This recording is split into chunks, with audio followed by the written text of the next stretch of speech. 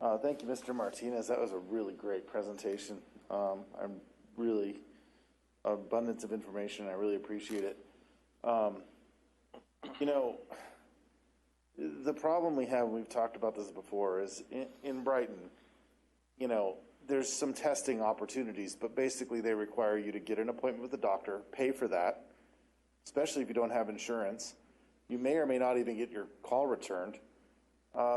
There's just a segment of people who just aren't going to do that. Water World is great. I'm really glad the state got that set up. It's amazing, but it's in Thornton and it's pretty far from here. Not everybody has a car. Not everybody's going to take off work and drive all the way to Thornton and get tested.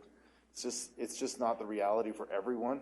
And so I heard the word stopgap. That's exactly what it is. We've got a segment of people who need to be tested that aren't because it's not very easy to get tested.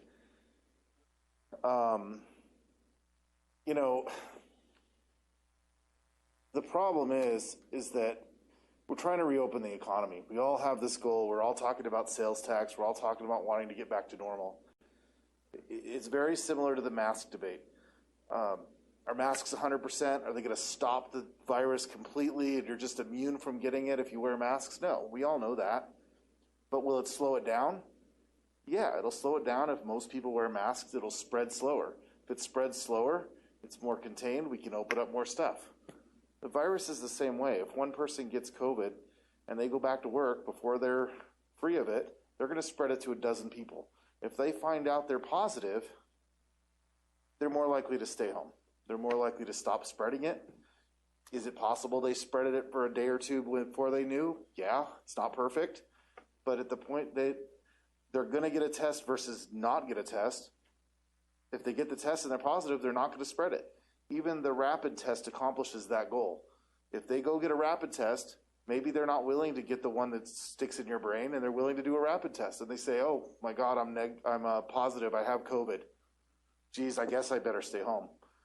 That could prevent a dozen more people from getting the virus, and that's what's going to help us get this economy open. So I think whatever we can do to get more testing and get more people to be able to know that, oh, I've got it, I got to stay home, I think that's something we need to do, and I think it's something positive.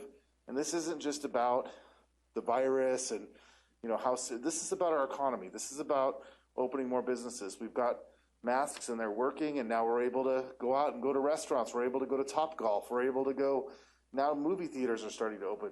I mean, we're seeing that as we get smarter with sanitizing, masks, all these precautions, that we're able to suddenly open up more of our economy. And I can just guarantee you, if we stop doing those things, we're going to go backwards. And I don't want to see that. I mean, people need to be going to work. People need to be, able to do this. I think with schools opening, again, the availability of testing is going to be more important. If there's kids at school that get it, and we were able to test and find out that they have it, and they know not to go to school.